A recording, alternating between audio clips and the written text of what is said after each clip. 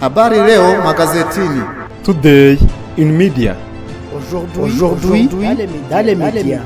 Uyu munsi mu itangazamakuru. Kuva kuwa mbere kugeza kuwa gatanu kuri Primo Media Rwanda.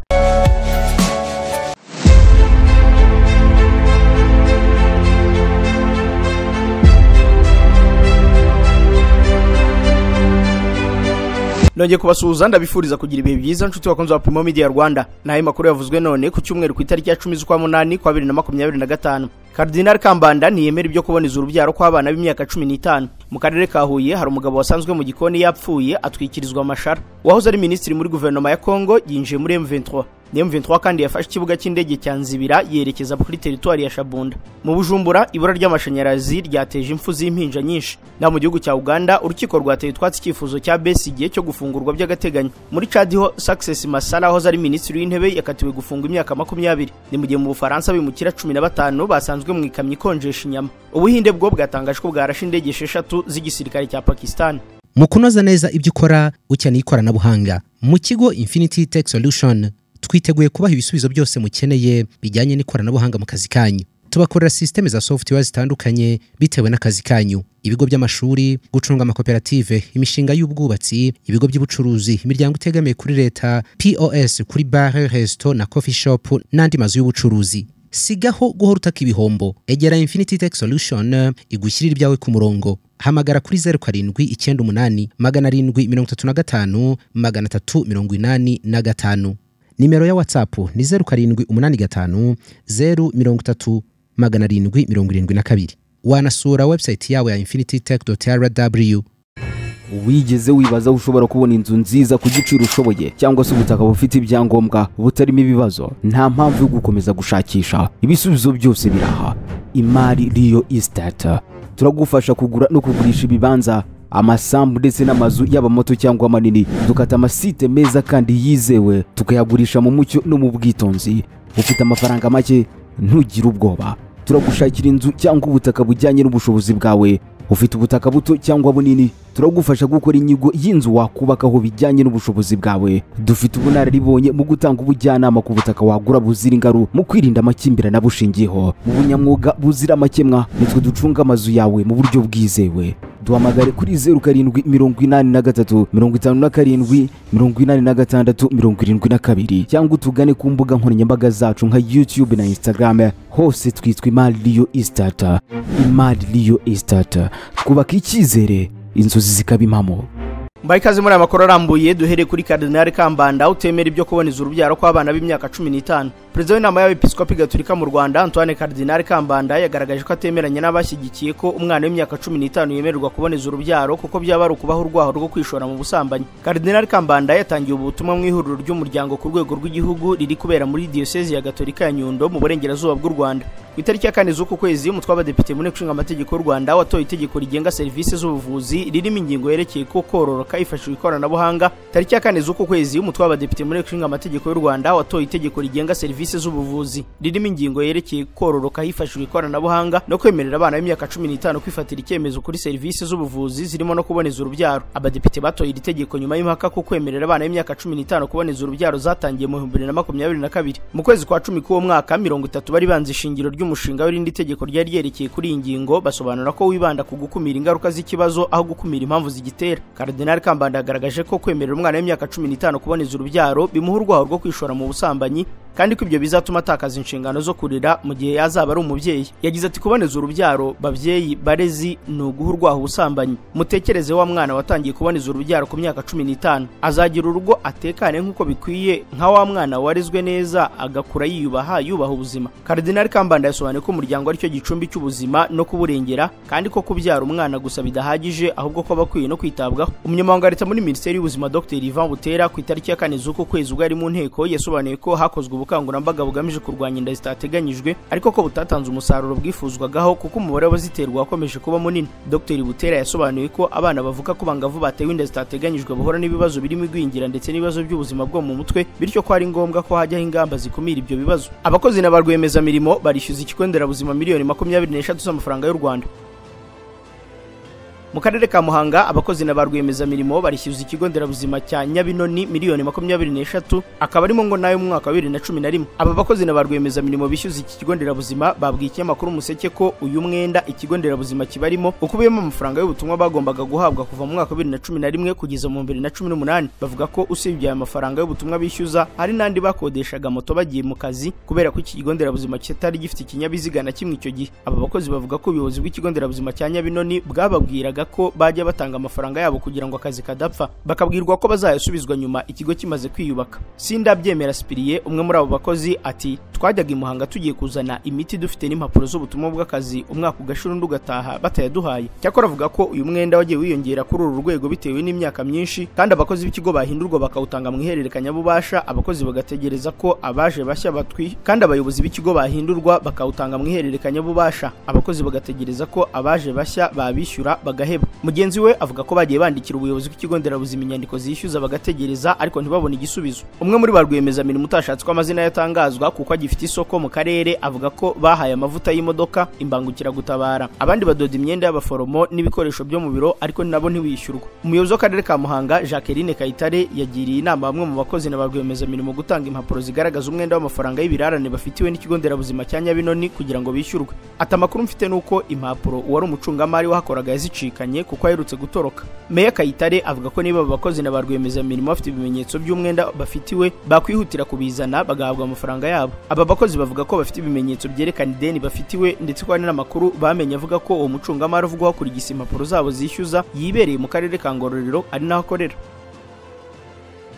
Tuve Muhanga dukomereza amakuru mu karere ka Huye aho umugabo yasanzwe mu gikoni yapfuye atwikirizwa amashara. Umugabo wakoraga akazi k'ubuzamu mu karere ka Huye yasanzwe mu gikoni cyo mu gipango yarindaga yapfuye ndetse yambaye ubusa atwikirijwe amashara, bigakekwa ko yishwe na nyirabuja afatanyije n'umugabo bivugwa ko yamusambanyaga. Ibi byabereye mu mudugudu w'ubumwe mu kagari ka Kimana mu murenge wa Tumba mu karere ka Huye. Abaturiye aho nyakwigendera yakoraga bavuga ko yari umuzamu mu gipango gituyemo imiryango ibiri, umwe w'umugabo w'imyaka 65 n'undi w'imyaka 51. Mu muryango w'uwo mugabo w'imyaka 51 bivugwa ko ahari hashize iminsi mike babuze ishyiga rya gaze. Noneho mu ijoro rishyira ku itariki ya 9 z'uku kwezi umugore w'imyaka 33 atahana n'undi mugabo maze bageze mu rugo batangira gukubitanya kwigendera bamuhora iryo cupa rya gaze bamushinja ko yaryibye bimuviramo urupfu. Amakuru akomeza avuga ko bakimara kubona apfuye bahise bamukururira mu gikoni cy'abaturanyi babo bo mu gipangu maze bahita bacika. Ku itariki ya 9 z'uku kwezi nibwo abaturage batanze amakuru maze inzego z'umutekano zitangira iperereza zihita zita muri yombi uyu Rukundo mu gihe umugore wagishakishwa n'undi mugabo bikekwa ko baryamanaga. Umuvugizi wa polisi mu Majyepfo Chief Inspector of Police Hassan Kamanzi yabwiye ikinyamakuru igihe ko nyiri urugo yatashye mu gitondo agasanga umuzamu wabo yapfuye ariko ntabivuge bikarinda kuvugwa n'abaturanyi, ari nayo mpamvu yahise atabwa muri yombi azira guhishira urupfu rw'umuntu. CIP Kamanzi akomeza avuga ko ukekwa afungiye kuri polisi sitasiyo ya Ngoma mu gihe iperereza ryo gushakisha abo bakekwaho uruhare muri iki cyaha gikomeje. Nawe umurambo wa nyakwigendera ukaba wajyanywe mu buruhukiro bw'ibitaro bya kaminuza bya Butare CHUB. CIP Kamanzi asaba abaturage kujya batangira amakuru ku gihe akagaya cyane uwahisha amakuru y'urupfu rw'uwari umukozi we.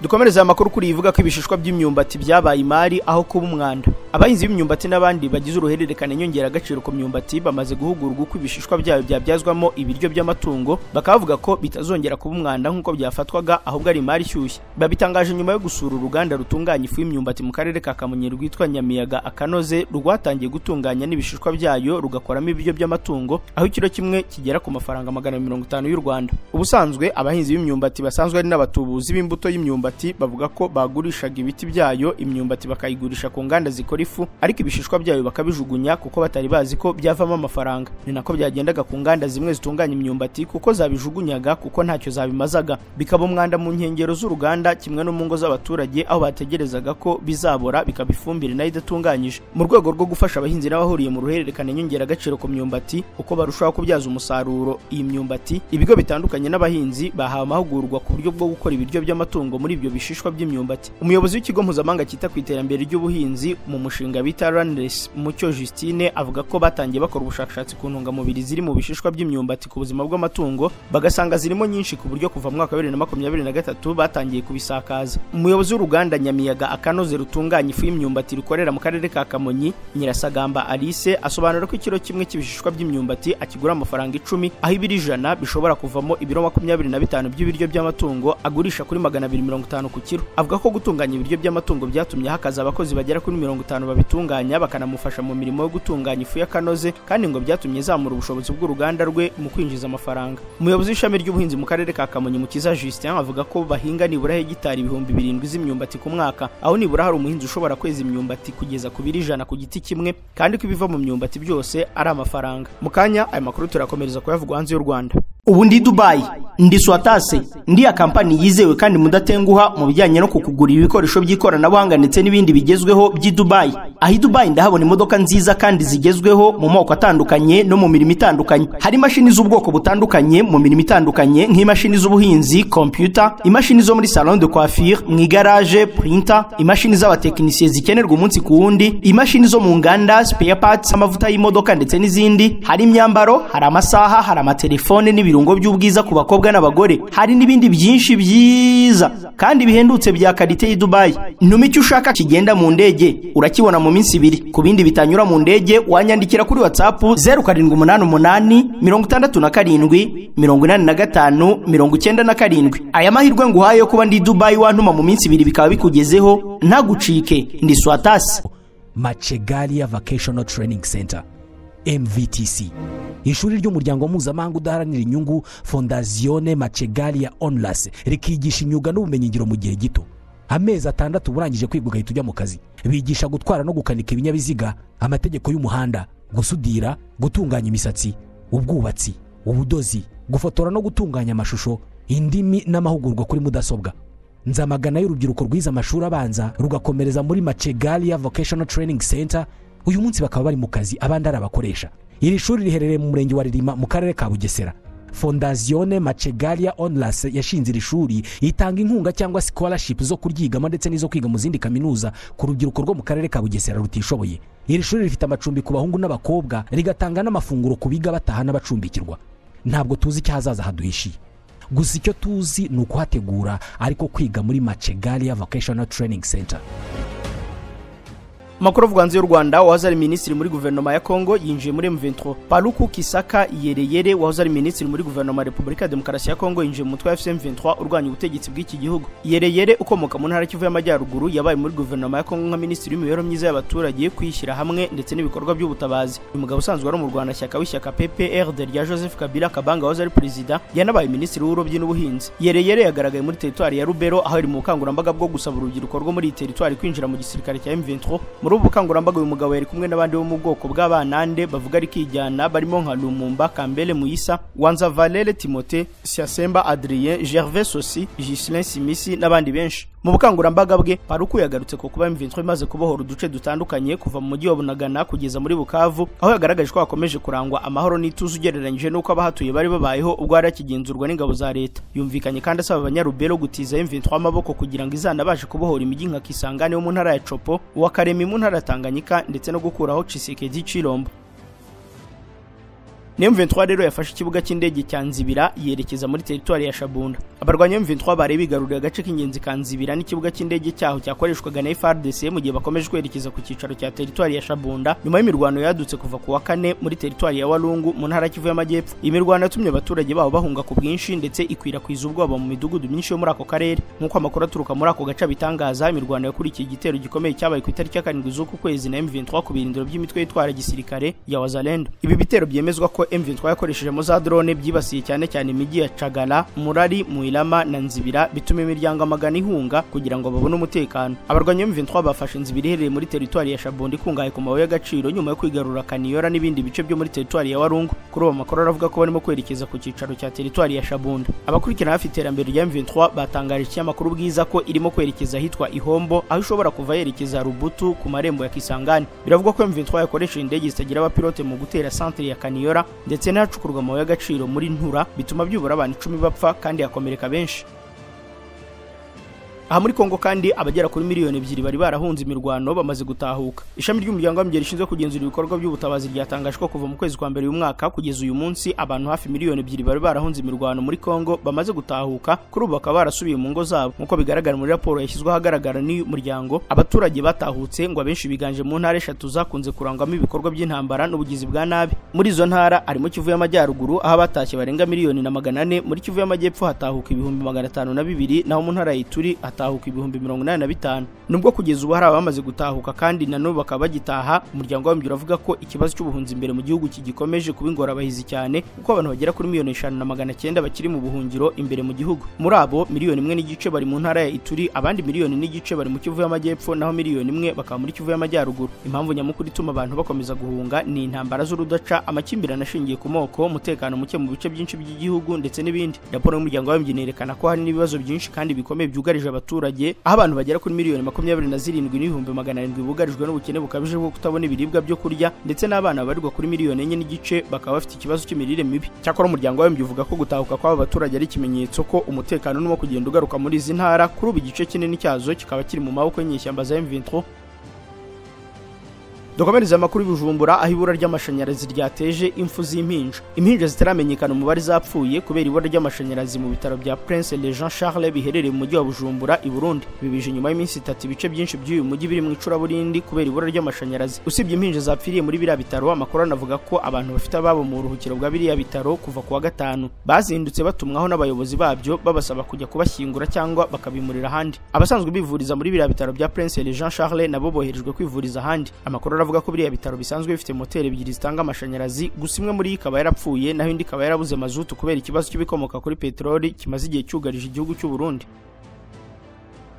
Muri Tanzania ho Perezida Suluhu yatangiye inzira yo guhatanira manda ya kabiri. Perezida wa Tanzania Samia Suluhu Hassan yatangije kumugaragara icyifuzo cyo guhatanira manda ya kabiri, akusanya impapuro zishyigikira kandidatire ku mwanya wa perezida mu ishyaka rya CCM riri ku butegetsi i Dodoma. Aherekejwe na mugenzi we bazafatanya kwiyamamaza, Ambasaderi Dr Emmanuel Nchimbi, Madame Suluhu yakiriye forms cyangwa impapuro zivuye mu biro bya komisiyo yigenga ishinzwe amatora mu murwa mukuru mbere yo kujya ku cyicaro gikuru cya Chama cha Mapinduzi, aho yakiriwe n'imbaga y'abayoboke b'ishyaka ndetse n'abaturage. Suluhu yagize ati, ndashimira abagenzi banjye ba CCM ndetse n'abaturage bose ba Dodoma batwakiriye neza nyuma yo gukusanya impapuro za kandidatire zo guhatanira umwanya wa perezida wa Leta Zunze Ubumwe za Tanzania. Amatora rusange ya muri Tanzania ateganyijwe ku itariki ya 29 z'ukwa 10 ku mwaka wa 2025. Perezida yasabye kugira ubumwe n'ubwumvikane mu gihe cyo kwiyamamaza, asaba abanyatanzania kubungabunga amahoro amaze igihe kinini ari umusingi w'umutekano w'iki gihugu. Madame Samia Suluhu Hassan y'imyaka 65 yakoze amateka mu kwezi kwa 3 kwa 2021 ubwo yabaga perezida wa mbere w'umugore wa Tanzania asimbuye Dr John Pombe Joseph Magufuli nyuma y'urupfu rwe rutunguranye. Icyo gihe yari vice perezida, umwanya yariho kuva mu 2015. Dukomereze muri Uganda, aho urukiko rwateye twatsi icyifuzo cya Besigye cyo gufungurwa by'agateganyo. Umucamanza wo muri Uganda yateye twatsi icyifuzo cya Dr Kiza Besigye cyo gufungurwa by'agateganyo atanze ingwate. Umucamanza Emmanuel Baguma yafashe icyo cyemezo cyo kutemerera Dr Besigye gufungurwa, avuga ko kugira ngo ufunzwe yemererwe gufungurwa atanze ingwate bisaba nibura kuba amaze iminsi 180 afunzwe. Yavuze ko iyi minsi kuri Dr Besigye igomba kubarwa bahereye ku itariki ya 21 z'ukwa 2 k'umwaka ubwo urubanza rwe rwavanwaga mu rukiko rwa gisirikare rukerekezwa mu rukiko rwa gisivile. Urukiko rwemeje ko Dr Besigye buri minsi 12 ngo abe yakwemererwa gufungurwa atanze ingwate. Uwunganira Besigye mu mategeko yavuze ko umukiriya agomba gufungurwa agatanga ingwate kuko iminsi yamaze kurenga 180 afunzwe kandi urubanza rwe rukaba rutaratangira. Dr Kiza Besigye yafatiwe muri Kenya ahita asubizwa muri Uganda mu kwa 11 kwa 2024, akaba akekwaho ibyaha by'ubugambanyi no gutunga intwaro mu buryo bunyuranyije n'amategeko. Muri Uganda kandi Museveni yasezereye abajenerali 7 avuga ko abahaye imperekeza itubutse. Perezida Yoweri Kaguta Museveni wa Uganda yashyize mu kiruhuko cy'izabukuru abajenerali 7 barimo wahoze ari umugaba mukuru w'ingabo za UPDF. Abagiye mu kiruhuko cy'izabukuru barimo Lieutenant General Peter Elweru wabaye umugaba mukuru wungirije wa UPDF, Lieutenant General Francis Okero, Major General Hudson Mukasa, Major General George Higumba, Brigadier General John Byuma, Brigadier General Dominic Twesigomwe na Brigadier General Augustine Kyaz. Basezerewe mu muhango wabereye Entebbe mu biro bya Perezida Museveni, haba abasirikare bakuru basezerewe bagize icyiciro cya 15 cy'abagiye mu zabukuru. Mu ijambo rye Perezida Museveni yibukije iminsi ya mbere y'urugamba rwo kubohora igihugu rwashyizweho umusingi na UPDF y'ubu. Yavuze uko intambara n'ibikorwa byo kwitanga byatangiye, avuga ko ari igikorwa gito cyaje gukura kikaba igisirikare gikomeye. Ku bijyanye n'umushahara w'abasirikare, Perezida Museveni yagarutse ku kamaro ko kugira umubare uhagije w'ingabo, ariko kandi agashakwa uburyo bwo kuzamura imishahara n'imperekeza ku bajya mu kiruhuko cy'izabukuru. Ati, ntabwo nshaka ko ba generali bajya mu kiruhuko bakennye. Twaravuze tuti kubera ubukungu bwiyongereye igihe kirageze ngo tugire icyo dukora ku mishahara y'abasirikare n'impamba y'abajya mu zabukuru. Hari amakuru avuga ko abasirikare buri wese yawe imperekeza ya miliyari 1 y'amashiringi ya Uganda mu gihe leta yari isanzwe itanga miliyoni 400 z'amashiringi. Mu gihugu cya Chad ho Success Masara aho ari minisitiri w'intebe yakatiwe imyaka 20 igifungo. Success Masara aho ari minisitiri w'intebe wa Chad yakatiwe imyaka 20 igifungo, anategeka kwishyura leta ya Senegal miliyari 1 y'amasefa y'indishyi. Uyu aho ari minisitiri w'intebe akana perezida w'ishyaka Transformateur yahamijwe icyaha cyo gukwirakwiza ubutumwa bw'ivanguramoko no kwanga abanyamahanga bifitanye isano n'amakimbirane ashingiye ku moko yo muri Mandakao, kwifatanya n'abagizi ba nabi ndetse n'icyaha cyo kugira uruhare mu bwicanyi. Uru rubanza ntirwakuyeho kumwenyura mu maso ya Success Masara, yakomeje gutuza no kuguma hamwe nk'uko yari yitwaye mu rubanza rwose. Amaze guhobera abamwunganira yitabaje bene wabo ndetse n'abayoboke b'ishyaka rya Transformateur, arababwira ati ntimugire ubwoba tuzasubira vuba. Bamwe mu bamwunganira barize, umwe muri bo araturikararira avuga ko umukiriya wabo akorewe akarengane. Bamwe mu marwanashyaka bari bahari nabo barize bavuga ko bacitse intege. Umwe muri bo yavuze ko yari yiteze ko azabona perezida w'ishyaka ryahamwe n'icyaha, ariko kumva imyanzuro yatangajwe ku mugaragaro byo ngo byari bitangaje. Success Masara yavuye mu rukiko akikijwe n'abashinzwe umutekano, hanyuma abahuza bikorwa amatsinda yunganira Success hamwe n'abandi baregwa 74 batangaza ko bazajurira icyemezo cy'urukiko. Mu gihugu cy'Ubufaransa ho abimukira 15 basanzwe mu ikamyo ikonjesha inyama. Abimukira bagera kuri 15 bakomoka muri Eritrea basanzwe mu ikamyo ikonjesha isanzwe itwara ibiribwa birimo inyama n'imboga mu majyaruguru y'Ubufaransa, yerekezaga mu Bwongereza kugira ngo binjire muri iki gihugu mu buryo bunyuranyije n'amategeko. Aba bimukira babonetse ubwo umushoferi wari utwaye iyo kamyo yari pakiye imboga yumvise ibintu bikubita, yajya kureba agasanga n'abantu, asaba ubufasha abashinzwe umutekano. Bamwe muri bo babasanze bafite igipimo cy'ubukonje cyo hejuru. Abashinzwe umutekano batangaje ko kurikije ubukonje bafite bamaze amasaha menshi muri iyo kamyo. Bane muri bo bajyanwe kwa muganga, n'abandi 4 bafite imyaka iri munsi ya 18 bashyikirizwa umuryango bafasha, mu gihe abandi bahise basabwa kuva ku butaka bw'Ubufaransa. Nubwo hari ingamba zikomeye zo gucunga umutekano ku mipaka yo mu majyaruguru y'Ubufaransa ihuza iki gihugu n'Ubwongereza, hari abimukira bagikoresha amakamyo mu kugerageza kwinjira mu Bwongereza. Abimukira binjira mu Bwongereza mu buryo budakurikije amategeko bakunze guca inzira zishyira ubuzima bwabo mu kaga, zirimo guca mu nyanja bagakoresha ubwato buto. Guverinoma y'Ubwongereza igaragaza ko mu 2024 hinjiye abimukira 43,630 batemewe n'amategeko, biyongeraho 19% ugereranyije n'umwaka wari wabanje. 84% muri bo bakoresheje ubwato buto. N'abanyayisiraheli birayi mu mihanda bamagana icyemezo cya leta cyo kwigarurira Gaza. Abanyayisiraheli babarirwa mu bihumbi bakoze imyigaragambyo ikomeye mu mujyi wa Tel Aviv basaba ko igihugu cyabo cyahagarika intambara muri Gaza nyuma y'uko gitangaje ko gifite umugambi wo kwigarurira aka gace ka Palestine. Isiraheli iherutse gutangaza ko yafashe icyemezo cyo gutangira kugenzura umutekano w'agace ka Gaza kose ari mu mujyi wako. Ibi byitezweho kuzatuma abaturage bagera kuri miliyoni bongera guhungira mu majyepfo ya Gaza. Isiraheli yavuze ko iki cyemezo kizashingira ku nkingi 5 zirimo kwambura Hamas intwaro, gucyura impunzi, kwambura abaturage intwaro, kugenzura agace ka Gaza ndetse no gushyiraho ubundi buryo bw'imiyoborere budashingiye kuri Hamas na leta ya Palestine. Ni icyemezo cyanenzwe n'ibihugu byinshi bikomeye, ndetse bimwe birimo n'Ubudage bwahise butangaza ko butazongera kohereza intwaro muri icyo gihugu mu rwego rwo gushimangira uburyo butishimiye uwo mwanzuro. Iki cyemezo kandi ntabwo cyashimishije abanyayisiraheli kubera ko abarenga 10,000 babyukiye mu myigaragambyo mu muhanda wa Tel Aviv basaba guverinoma yabo guhagarika intambara muri Gaza, ahubwo bakareba uburyo babohora imbohe zigifunzwe na Hamas muri uyu mujyi. Shahal Mol Zahilo uri mu bigaragambyo yabwiye ibiro ntaramakuru by'Abafaransa AFP ko bari gukora imyigaragambyo mu rwego rwo guha ubutumwa Minisitiri w'Intebe Benjamin Netanyahu ko igihe yakomeza gutera Gaza imbohe zabo zizakomeza kwicwa na Hamas. Biramutse bibaye si ubwa mbere Isiraheli yabiyoboye Gaza, kuko guhera mu 1986 Gaza yayoborwaga na Isiraheli kugeza mu 2005 ubwo yakuraga ibikorwa byayo byose muri Gaza.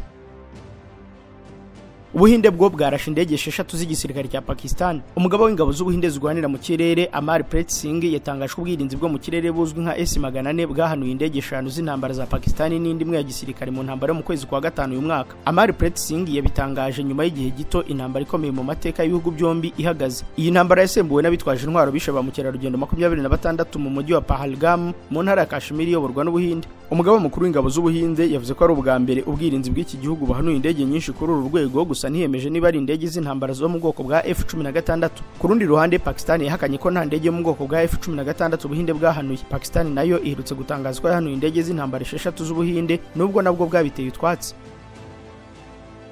Ukraine yo yatangajwe ititeguye kurekura niyo yaba gace gato ku butaka bwayo. Perezida Volodymyr Zelensky wa Ukraine yatangajwe igihugu cye kitazigera kirekura niyo kaba gace gato ku butaka bwacyo ngo kabe kakomekwa ku Burusi. Yabivuze nyuma yo kumva inkuru yuko hateganyijwe inama izahuza Donald Trump, perezida wa Leta Zunze Ubumwe za Amerika, na Vladimir Putin w'Uburusi. Ni inama izahuriza aba bakuru b'ibihugu bombi muri Alaska kuwa 5 utaha. Zelensky yavuze ko amasezerano azagerwaho adahuje Ukraine azaba ari imfabusa kuko nta mahoro arambye ashobora kuboneka hatumviswe ijwi ry'abanya Ukraine ku meza y'ibiganiro. Yibukije ko imbibi za Ukraine ziri mu itegeko nshinga ryayo kandi ko zidashobora kuganirwaho. Yongeyeho ko Ukraine itazigera ihemba Uburusiya ku bikorwa byayo byo kuyigabaho ibitero ndetse ko abaturage bayo batiteguye kurekura ubutaka bwabo. Aya magambo aje mu gihe ari impungenge mu gihugu cye no ku mugabane w'Uburayi ko inama ya Putin na Trump ishobora gusuzugura inyungu za Ukraine bigaha agaciro igisubizo kidatanga amahoro nyakuri. Abategetsi ba Kiev babwiye Associated Press ko batazemera gusinya amasezerano abuza Ukraine gusubirana ubutaka bwayo yambuwe n'intambara. Mu kiganiro n'abanyamakuru muri White House, Perezida Trump yavuze ko kuwa gatanu azahura na Putin bakaganira ko intambara yashyirwaho iherezo, ndetse yerekanye ko bishoboka ko amasezerano yazaba arimo guhana ubutaka hagati ya Ukraine n'Uburusiya. Iyi ntambara hagati y'Uburusiya na Ukraine imaze imyaka irenga 3 ikaba yarahitanye ubuzima bwa civile n'abasirikare benshi ku mpande zombi, kandi ntibiramenyekana neza niba inama ya Trump na Putin ishobora guhita ishyira iherezo kuri iyi ntambara. Dusoreza amakuru kuri Papa Leo wa 14 wasabye abayobozi b'isi kuzirikana ingaruka z'ibyemezo bafata. Mu gihe isi yose ikomeje kwibuka ibitero by'ibisasu bya kirimbuzi byibasiye imijyi ya Nagasaki na Hiroshima mu Buyapani, umushumba Kiliziya Gatolika Papa Leo wa 14 yasabye abayobozi b'isi n'abafata ibyemezo kuzirikana ingaruka ibyemezo bafata bigira ku batuye isi bose. Ni ubutumwa yatanze binyuje kuri X kuri iki cyumweru mu gihe hibukwa imyaka 80 ishize imijyi ya Nagasaki na Hiroshima iteweho ibisasu kirimbuzi na Leta Zunze Ubumwe za Amerika mu mpera z'intambara ya kabiri y'isi yose. Papa yagize ati, reka dukomeze dusenge kugira ngo intambara zose zirangire. Isabukuru y'imyaka 80 y'ibitero bya bombe byibasiye Hiroshima na Nagasaki byongeye kwibutsa isi yose kwikwiye kwamagana gufata intambara nk'uburyo bukwiye byo gukemura amakimbirane. Reka abafata ibyemezo bajye bazirikana ko ari bo bagomba kwirengera ingaruka z'amahitamo yabo ku bantu bose, ntibakirengagize iby'abanyantege nke bakeneye n'icyifuzo rusange cy'amahoro. Papa Leo wa 14 kandi yakomeje ku bibazo biri muri Haiti, avuga ko ibibazo abaturage ba Haiti bagenda bahura nabyo bigenda byiyongera, kuko buri gihe avuga ubwicanyi, ihohoterwa ry'ubwoko bwose, gucuruza abantu, guhungishwa ku gahato ndetse no gushimutwa. Ati, ndasaba mbikuye ku mutima abafite mu ruhare bose kurekura ingwate ako kanya, kandi ndasaba inkunga ifatika y'umuryango mpuzamahanga mu gushyiraho imibereho n'inzego bizemerera abanyahiti kubaho mu mahoro. Tariki ya 6 n'iya 9 z'ukwezi kwa 8 mu cya 1945 Amerika yarashe ibisasu bibiri kirimbuzi mu mujyi wo mu Buyapani ariyo Hiroshima na Nagasaki. Hari mu gihe cy'intambara ya kabiri y'isi yose. Ibi bisasu byahitanye abantu bari hagati y'150 n'ibihumbi 246. Abenshi muri bo bakaba bari abasivile, kandi nibwo ubwonyera aheruka gukoreshwa intwaro za kirimbuzi mu ntambara. Sokunzi wa Primo Media Rwanda, inkuru ya Papa Leo wasabye abayobozi b'isi kuzirikana ingaruka z'ibyemezo bafata niyo dusoreje gahunda y'umunsi mu itangazamakuru ya none ku itariki ya 10 z'ukwa 8 kwa 2025. Ni Jean Didier Kanisha bonda bashimira kwa mwari mudukurikiye, ndabararikira komeza kureba indiganiro bikuru rubuga mugira amahoro. Pineapple Gardens Estate. Uyu ni umudugudu wubatswe mu buryo burengera ibidukikije, uri neza aho ufite view nziza ya Kigali. Uherereye i Bumbogo, ni muri metero 300 gusa uvuye harimo kubakwa Kigali Innovation City, hagati neza ya kaminuza mpuzamahanga ya African Leadership University na Carnegie Mellon University. Ugizwe kuri ubu n'amazu 17. Kuri wowe utuye mu Rwanda cyangwa uba hanze yarwo, ya n'amahirwe y'imboneka rimwe, aho wabasha kwigurira inzu nshya ukayihabwa irimo modern kitchen ifite ibikoresho byayo byose na internet ya fibre optique. Ni inzu zubatse aho buri imwe ifite ibyumba 3 na douche na toilette kuri buri kimwe, ikagira annex yayo hanze nayo ifite douche na toilette. Buri nzu yose ifite parking yayo ishobora kujyamo imodoka zirenze imwe. Kugura imwe muri izi nzu biguha amahirwe menshi kuko ushobora kuzituramo, kuzikodesha kuko zegereye kaminuza mpuzamahanga n'icyanya cyahariwe inganda, cyangwa ukazikoreramo business ya Airbnb. Ku imwe muri izi nzu yawe biroroshye kuko wakwishyura ku giti cyawe cyangwa ukagana bank. Dufitanye amasezerano aho baguha inguzanyo ku nyungu ntoya cyane. Zigura uyu munsi nawe utura utekanye.